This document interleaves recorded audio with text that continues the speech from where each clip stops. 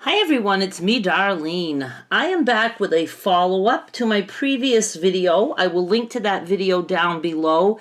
I showed you how I started out with 5 squares and did a few lines of stitching and ended up with 5 individual quilt blocks. This was the main block that I was going for, but since we were doing double snowballing on the corners, I didn't want any waste, so we turned those corners into half square triangles. Now I am going to take these half square triangles and make a quilt block the same size as this one. So if you are doing this, you would be able to have 2 different quilt blocks in your quilt. So here's the deal. These ended up being 3 inches. These ended up being 2 inches.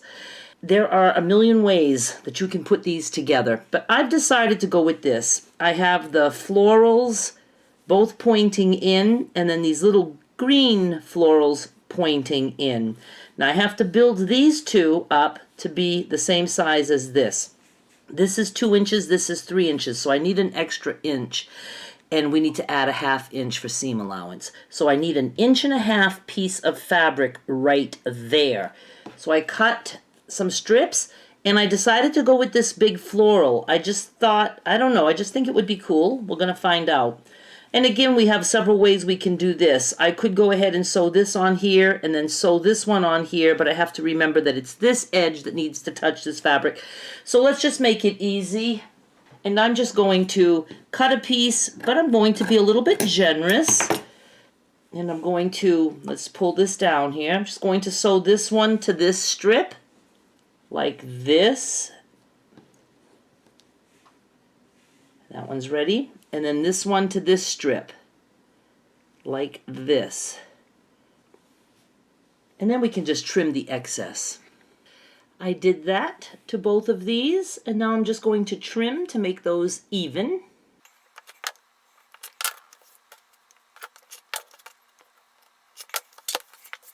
I absolutely could have just eyeballed that with scissors. Now let's put it back together this way. See, perfect match. I thought it might be cool to have this pattern, that print, go all the way around. I don't know. Now we have to do the same here. So this will also need to be 1.5 because we're going from 2 to 3. So we need an inch, add a ½ inch for seam allowance. And I have these 2 pieces left. And again, I'm going to just sew this on there, and then we'll do our trimming. So this goes here, this goes here. And be right back. This time, I'm just trimming with my scissors.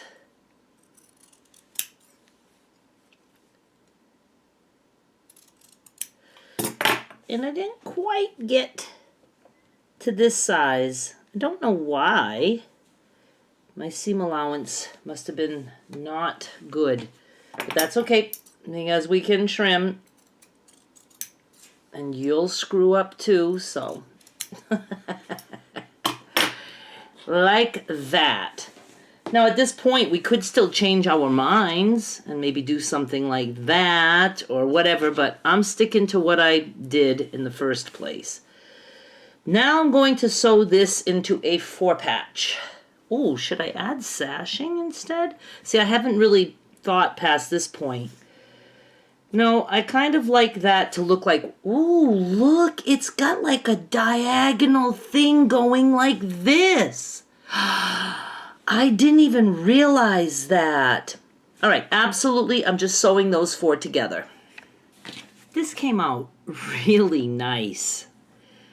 I like it very much, and I haven't even trimmed it. It came out, you know, pretty good. And look at, oh, I thought my intersection was perfect. It's not quite perfect right there, but it's perfect enough. That's all we need is enough. Now we need to get it to this size. And I think I'm going to just put a border around it in this little tiny floral print. I did go ahead and trim this a little bit on the edges. Now this is about 5 1/4. I need to get it to at least 8. 1.5 inches on each side isn't going to quite cut it. I want to be safe, and I'm going to go with some 2-inch strips now. And I am going to do them all with this. So let me cut some strips.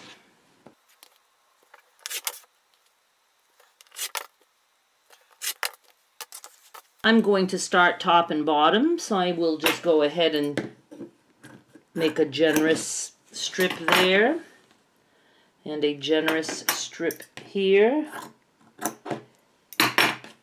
and I will sew those on. Now I can trim these. I will go ahead and use this, just using the edge of my block as the guide.